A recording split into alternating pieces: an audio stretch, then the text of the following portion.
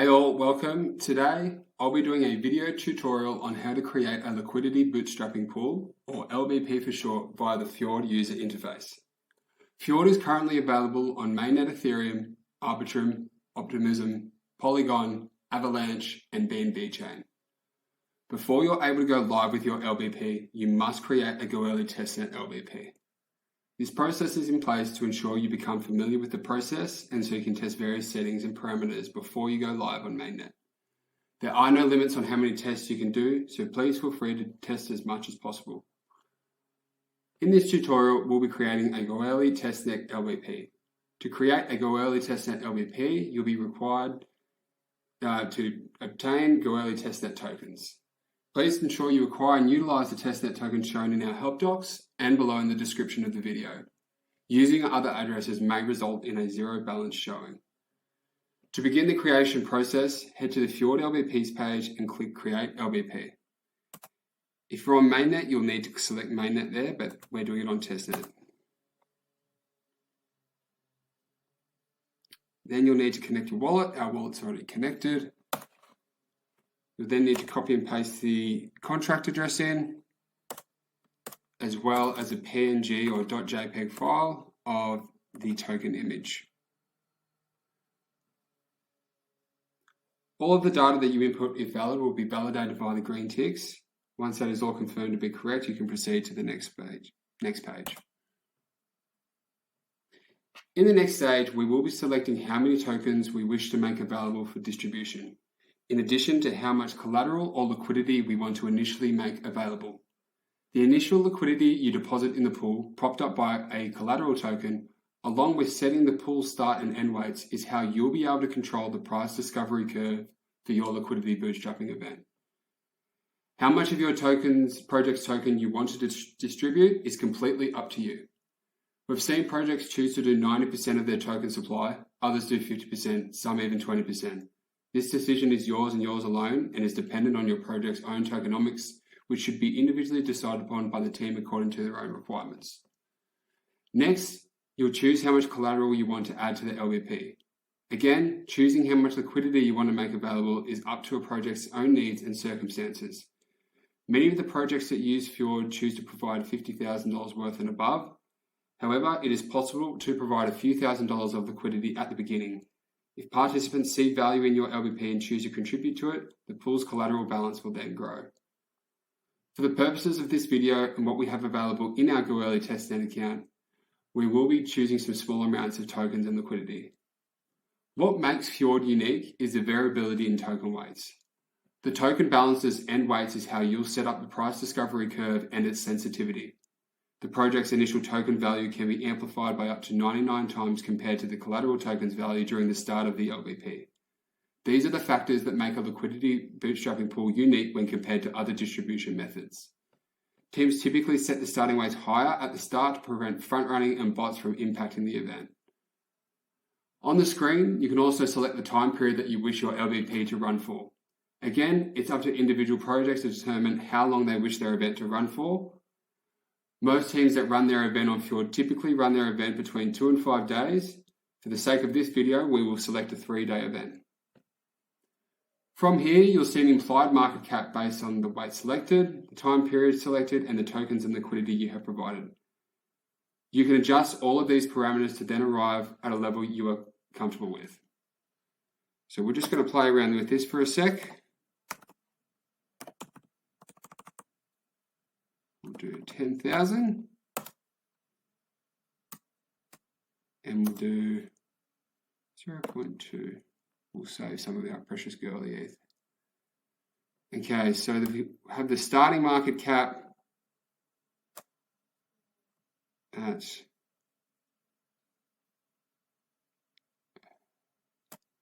right. So you can see here starting market cap's 3.5 and ends at 100k. But you can adjust that as you like. And just remember that the starting prices are typically designed to be overpriced and the end price are usually undervalued to ensure bots don't affect the event and to ensure some demand can be found during the event and price discovery can occur. As LBPs are demand responsive, once enough buyers step in during the event, the price will then increase and vice versa for sellers. as participants can buy and sell during these events. Once you've selected all the parameters that you're comfortable with, you can then move on to the next stage. We're just going to change this quickly to be a 3-day event starting on the 23rd.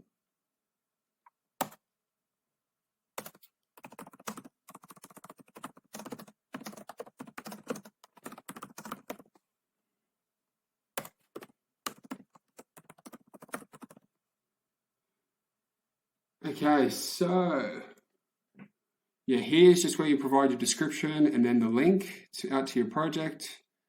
Make sure it's a valuable source of information for the audience. As the owner of the LBP, you can also configure a swap fee. This fee is kept by the team at the conclusion of the event. It is up to individual teams to determine the fee. We'll select a 2% fee for the sake of the video. We then, there is also to take in consideration, there is a platform access charge of 2%. That's deducted by the Fjord team at the end of the LBP. Swaps are disabled by default. So that means prior to the event starting, no later than 1 minute before, ideally you can manually start those transactions occurring. We'll show you that after we've done the creation process, but just bear that in mind. And yeah, for curators, you can get in touch with them via the links on the pools page. We'll show you that as well.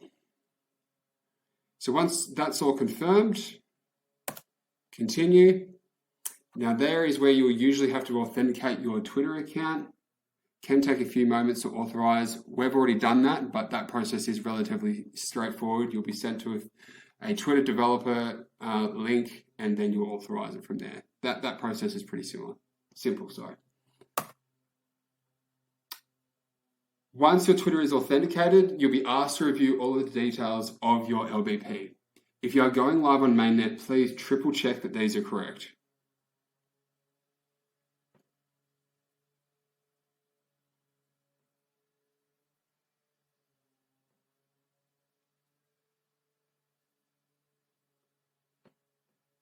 Cool. So we're towards the finish line now. As we do ask creators to please accept the terms and conditions, please make sure you do read them correctly. You can't proceed unless you do agree to these terms and conditions. We do have restrictions on the countries and the types of tokens that can be distributed on our platform.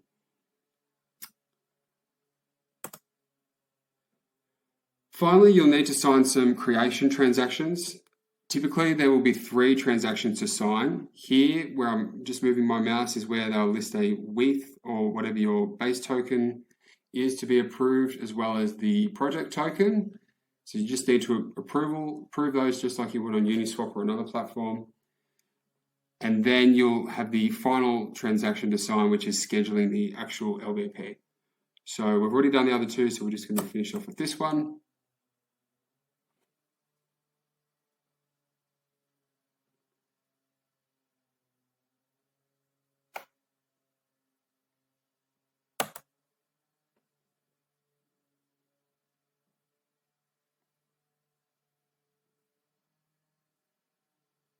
This process typically takes about 20 to 30 seconds.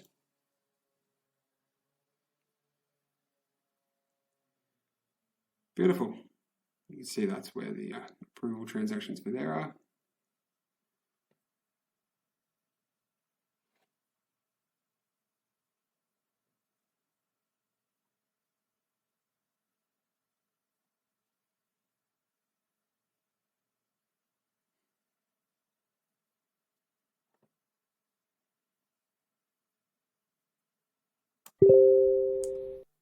And there you go.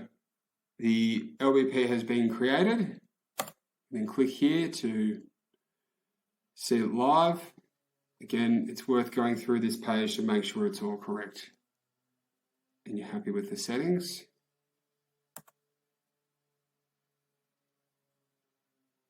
Now, just down here, we'll just go through this part pretty quickly.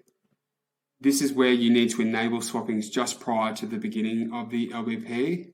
So exactly at the same time it's scheduled to start. If it's activated early, people will be able to participate, and if it's activated late, then your audience might be confused. This is where you can manage your liquidity and withdraw liquidity at the conclusion of the event. There is also an option here to transfer your liquidity to our friends at Balancer. And here is where you'll see all of the details of the LBP. And just one more thing quickly as well, if you're considering an LBP, you can get in touch with our curators via the links here. So if you're looking to get curated by any of them, the third parties, we don't have a say over the decisions they make, but yeah, feel free to get in touch with them via the links there. That's all for the video. Thanks very much for staying with us. And if you've got any questions about creating an LBP, just get in touch with us on Discord. That's where we're usually most active.